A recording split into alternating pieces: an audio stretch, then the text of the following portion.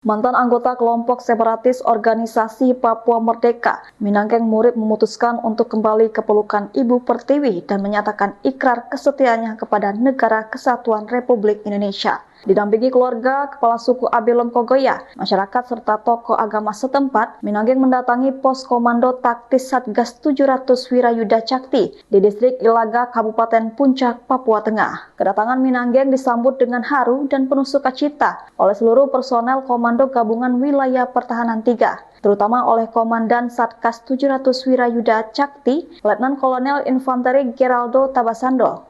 Tanpa keraguan langsung Minanggeng melepaskan seluruh atribut dan identitas OPM yang melekat pada dirinya. Ia kemudian mencium bendera merah putih dan mengucapkan ikrar serta sumpah setia kepada NKRI sesuai keyakinannya sebagai Nasrani. Kepada Satgas, Minanggeng yang pernah berada di bawah komando Klenek Murid mengungkapkan kebrutalan kelompok OPM yang kerap menebar teror, merampas harta benda, mencuri hasil bumi warga, melukai bahkan membunuh masyarakat yang menolak ikut serta dalam gerakan separatis mereka.